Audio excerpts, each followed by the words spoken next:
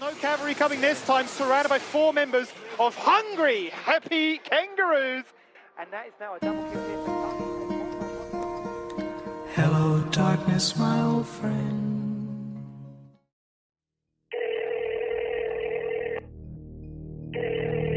Emelg, my boy, how you doing, my man? That last episode was great. The social media is really tracking. The fans, the community, they love you. Yeah, look, I've been working for a few weeks now, and I've already sent through my invoices, so I was kind of just wondering when I can actually expect the money to come through. Those damn accountants.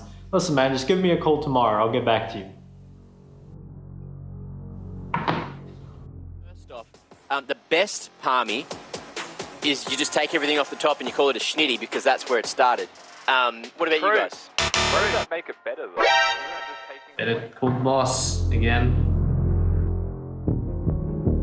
G'day, Emelg, mate. How's it going? What can I do for you?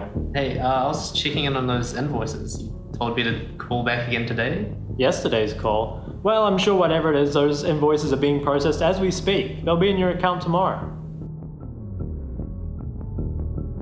If you say so, man. 20, 40, 60, 80, 100. Hey, man. Oh, hey, Emelg, how's it going? Oh, not too bad. Yeah, the money actually came through, but it was like $100 short. Do you know why that would have happened? Between all the issues we've been facing, like accounting, cash flow, sponsor money not coming through, COVID-19, and seeing my kids, the payment had to be made in 2 different payments.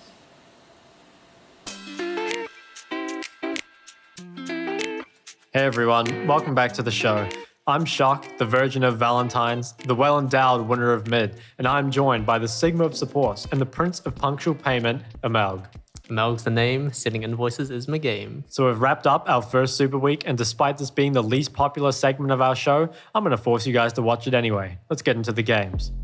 What are you doing? Did you get menu log working finally? Yumi just came out on Mod Rift. I'm playing that. No, you can go though. You go ahead. I'm listening. So our first game was Kanga vs Peace, which was a pretty big upset because at the time Kanga were tied for last, beating the first place undefeated team. And I have to say, I think it was actually a bit of a chungy 1v9. Wouldn't have happened back in my day. So why do you think he played so well that day? Must have peed on his hands or something. He's gonna hate. Yeah, he's gonna hate me. He's gonna hate. Trying peas on his hands. I think Peace tried to counter the Ari with the Silas, but I don't think Appy really knew the matchup that well. It's not really a champ you encounter too often, but maybe we'll be seeing a lot more of her after her rework. It did look to me the Peace were a lot weaker when their mid jungle kind of got shut down early. I think they really rely on them to be the playmakers in the early game. So I'm not sure if this is just a one-off bad performance by Peace, coming up against the Ari for the first time, or if this is something that teams will look to exploit in the future as they're taking down Peace. So we'll have to see how they go against other teams later on the split. Here's my theory, okay?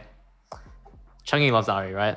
So Kanga purposely tanked the first 3 weeks so people wouldn't think the ban is Ari when it was OP.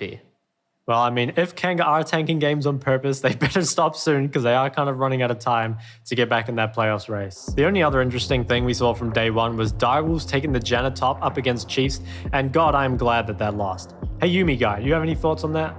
Oh, they lost, right? Yeah, they lost. Yeah, just don't pick it. Why? Because they lost, it's bad. Okay, Mr. Normal Game Player. Why didn't you tell him about day 2? So day 2 actually had a really interesting match. I think the Ord versus Chiefs match told us quite a bit about the teams. For me, in the draft, I actually thought Order came out quite a bit ahead in draft. I think Chiefs drafted losing solo lanes on red side, which is actually quite hard to achieve.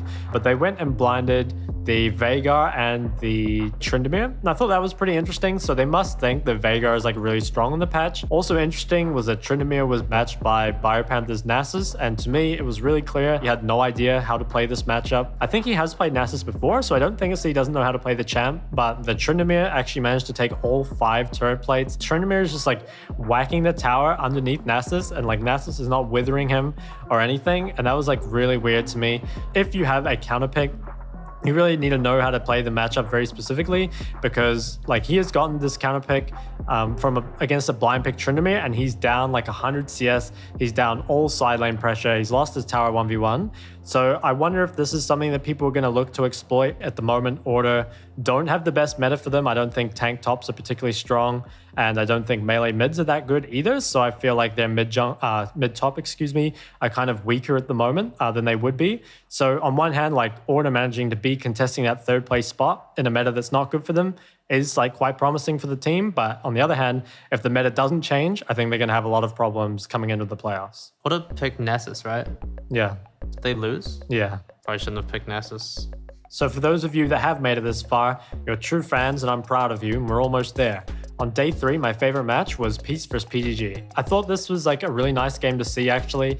I think in split 1, normally teams are not very proactive in the early game, but it's like Peace already have this like really proactive mid jungle that's like actively like looking to control mid and make plays on the side lane. And you saw that when they dived the Jinx like at level 5 or something and denied her quite a bit of CS. The reason I think this is so important is because the OC kind of like method to winning has like for a long time been just like teams are so poor at like closing the game and like pushing advantages and generating advantages in the first place. The teams like play for scale, and oftentimes that means that the teams with the really strong like 80 carries or just teams that are drafting like full scaling have like a really big advantage coming into playoffs. Peace, not only do they have a strong AD carry, but they also have the tools to shut down the other team's strong AD carries.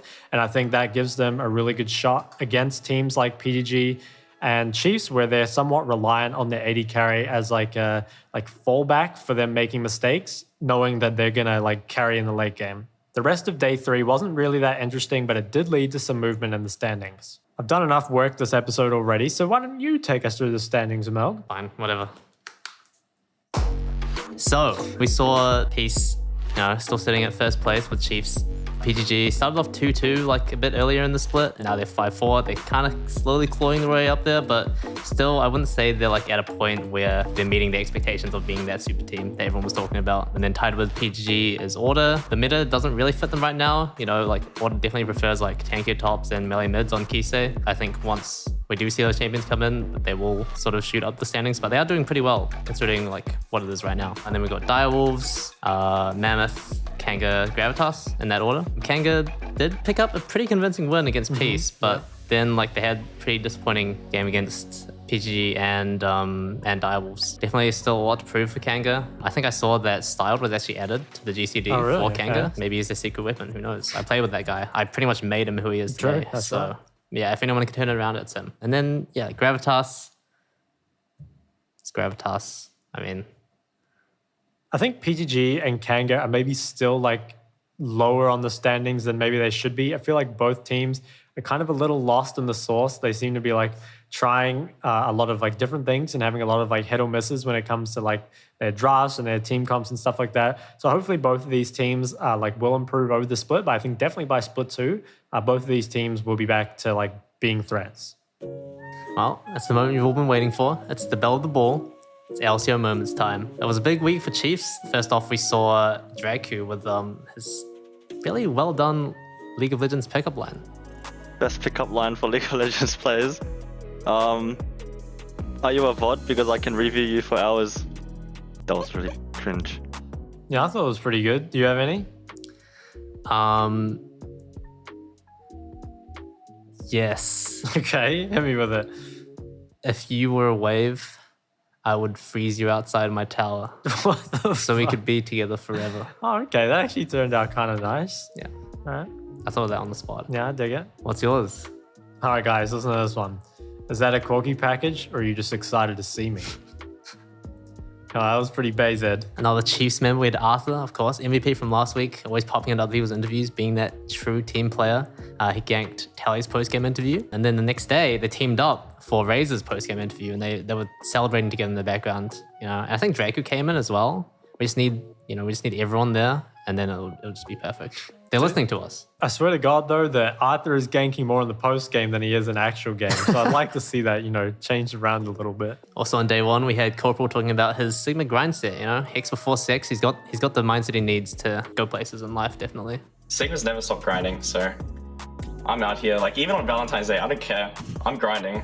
Like, I'm playing League of Legends. I don't care, like, what other obligations I have. Like, I need to get this dub, and I got it, so I'm really happy about that. Yeah, that actually was insanely Sigma. Like what he said, I respect it. Really resonated with a lot of us. being single for Valentine's. My true love is League of Legends. Another highlight which I found really funny was Kitty asking Piglet who he would pick, ban, and marry. Probably picking Vayne, marrying Misfortune, and banning Yasuo. Just have to. Misfortune? Even as a guy, yeah. I see where you're coming from. Okay, well, thanks for the interview. Yeah, I think Kitty's reaction to that was really funny. She was really intrigued, but I think honestly, most of us. Oh, no, I definitely would not agree. Pick LeBlanc, marry LeBlanc. You can't do that. Well, okay. Pick LeBlanc, marry Ari, ban Shaker. Dude, LeBlanc is gonna like leave a clone with you and then steal all of your belongings or something. God, I wish. She can ruin my life, man. Last but not least, we had Beats getting put on the spot by Mac. He was asking for his icebreaker, I Look think. like a man that's definitely flirted with, people before. Now, I need you to give me, your best icebreaker.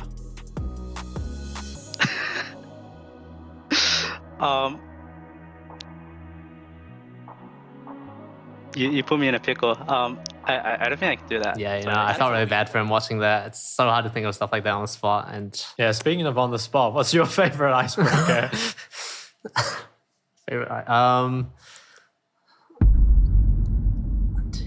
It's hard, man. You can't just think of stuff like that. Nah. You don't have one? I can't think of anything. I don't go outside. I don't go outside either, but when I do, I normally leave with the challenger, by the way. Maybe it doesn't work that well, but, I'm open to suggestions, guys, if you have any. Yeah, leave them in the comments below, Yeah, right? exactly. Yeah. I need help, guys, really. Well, we're back again with rapid fire questions. No thinking. Okay. Best personality involved in the LCO, and you can't pick me. Praetor. Who would you rather have on your team? Kyose's Ari or Chungi with one hand on Ari? Kyose's Ari.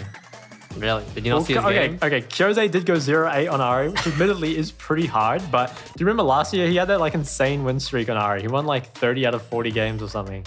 So I think he actually is good on Ari, but he did do a bit of inting lately. He's just washed up now, I think. Yeah, could be. Something about direwolves mid laners, man. Who is your favorite Arcane character? Favorite Arcane character? I ain't gonna watch no weeb shit, dude. I still haven't watched Arcane. I'm never going to watch Arcane, and that's on God. You literally only play League of Legends and you haven't watched Arcane. I'm sorry, it's anime. I can't. It's against my brand. Oh, Even if I wanted to, I couldn't. Okay. Better coach interviews, Midlord or Kuden? Midlord. Dude, when Kuden does interviews, I actually have no idea what's going on. Dude, but it's so funny. Midlord's funny as well. I don't know. They're both good, but I'm a Midlord fan personally. They're both consistent with the way they conduct themselves, That's for sure. All right, which is more luscious, the Amazon rainforest or Voice's eyebrows? I think maybe Voice's eyebrows. I've actually heard a few people talk about that. So yeah. I think I could get lost in them, honestly. He's got good eyebrows. Yeah. Well, that's it for today. There have been a few copycats lurking around past few days, but we're glad that you guys have come back to the best LCO show in the business. So yeah, that's it for today, and we'll catch you next time for your weekly fix.